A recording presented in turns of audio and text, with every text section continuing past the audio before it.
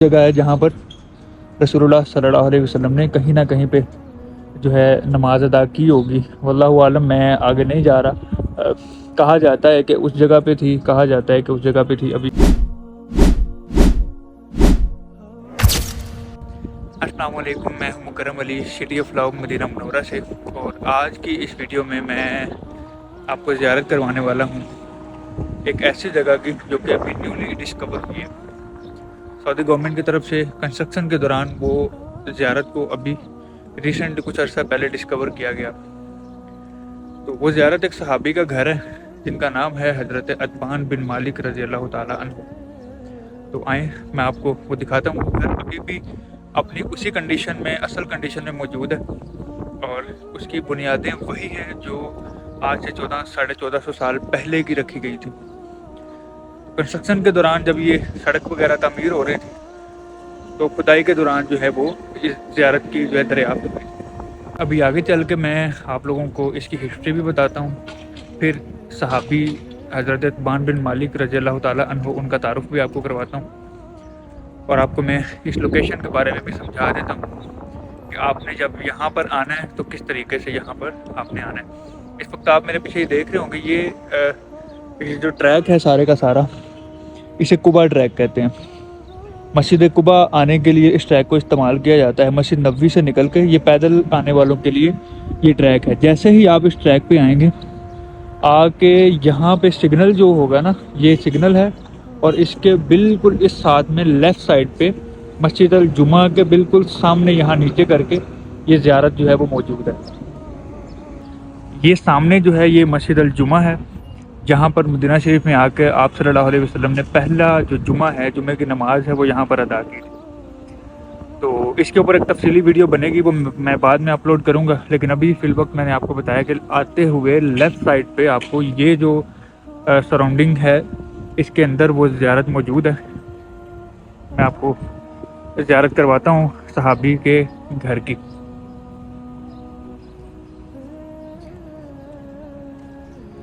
تو جی یہ وہ گھر ہے جس کے بارے میں بھی آپ کو بتا رہا تھا.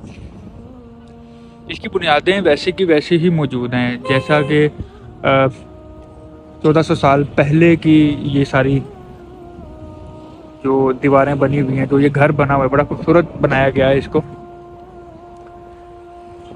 تو میں ابھی آج خوش نصیبی اس طرح کی ہے کہ آج جب میں پہلی بار یہاں پہ نہیں آیا, میں 12 دفعہ یہاں پہ آ چکا ہوں, لیکن خوش نصیبی یہ ہے کہ اس زیارت میں, اس جگہ پہ جانے کے لیے دروازہ ہمیشہ بند ہوتا تھا. اس وقت میرے پیچھے یہ والا آپ دروازہ دیکھ رہے ہیں, یہ بھی بند ہوتا ہے, اور وہ دوسرا دروازہ ہے وہ بھی ہمیشہ بند ہوتا ہے.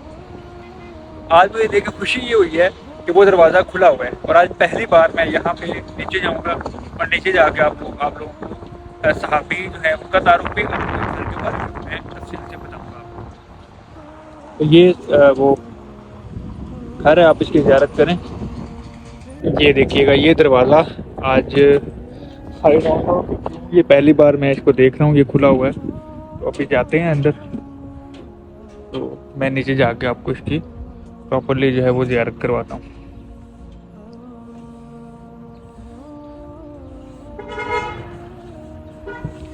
سبحان اللہ, یہ ویسے کا ویسے ہی موجود ہے سارے کا سارا. یہ جو گھر جیسا بنا ہوا تھا ویسے کا ویسے, میں زیادہ آگے نہیں جاؤں گا. تو یہ اس طرح سے آپ اس کی بنیادیں دیکھ سکتے ہیں. اچھا, اب اس کے بارے میں تھوڑی سی ڈیٹیل آپ کو دے دوں کہ حضرت عتبان بن مالک رضی اللہ تعالیٰ عنہ جو ہیں ان کا تعلق ایک بنی سالم کے قبیلے سے تھا. جب آپ رضی اللہ تعالیٰ عنہ بڑھاپے میں پہنچے اور ان کا جو ہے وزن بہت زیادہ تھا, یعنی موٹاپے کا شکار تھے, اور دوسرا یہ کہ آپ رضی اللہ تعالیٰ عنہ امام بھی تھے یہاں کے لوگوں کے, اور امام ہونے کے ساتھ ساتھ جب بڑھاپے کی ایج کو جب وہ پہنچے تو ان کی آنکھوں کی بینائی چلی گئی.